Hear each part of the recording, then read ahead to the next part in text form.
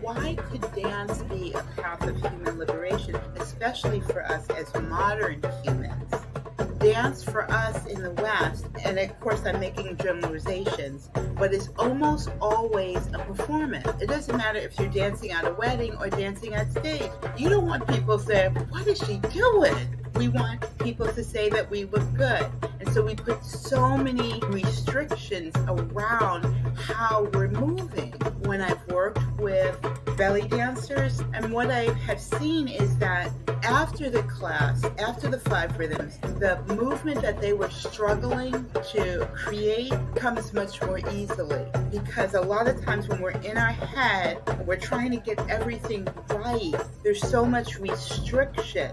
It's just movement. Just have fun with it. When you give yourself a deep permission like that, there's this relaxation that can come, and there can be greater self-acceptance. And one of the things that I find the 5 rhythms, of course, but lots of forms of conscious dance allow for is when you dance and sweat and open up, you then become open to physical contact in a way that you might not have been before you danced. I think one of the things that we as modern humans forget is that we are primates.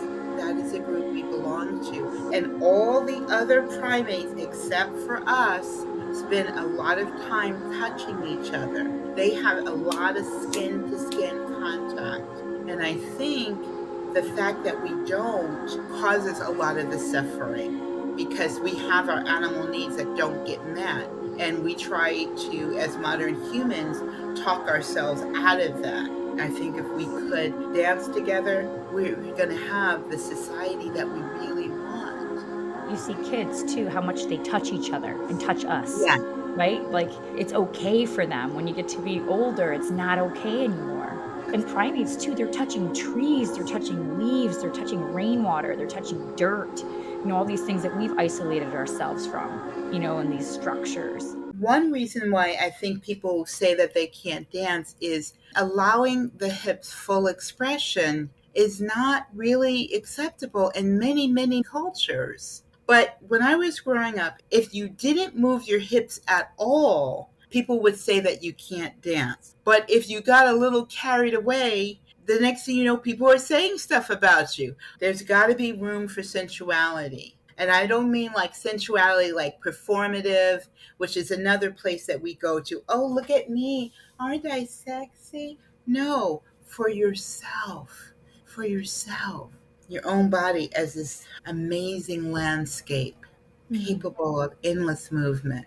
So much of our sensuality is performative, and it's a way of creating hierarchy among each other, who is the most desirable. And I really don't want it to be that. I want it to be something for you. On your website, shakingspiritwaves.com, you wrote, "Our ancestors danced.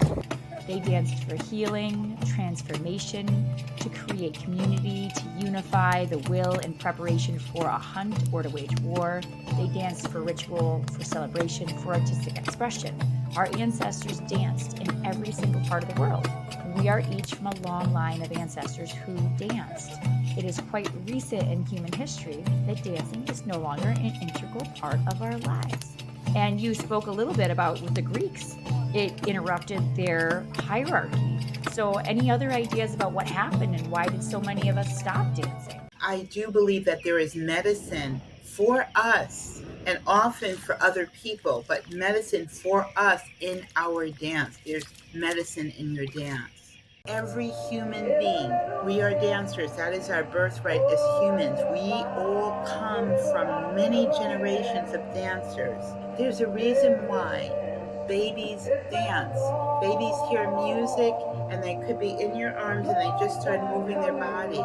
It's real. There's a reason. Even if you feel like you have 2 left feet, please dance.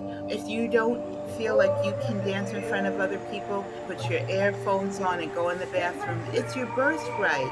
There's levels to this. Of course, there are dancers who are artists. Dance as an art form is incredible, and just watching it can be healing and transforming for people. To see the grace and the skill on display.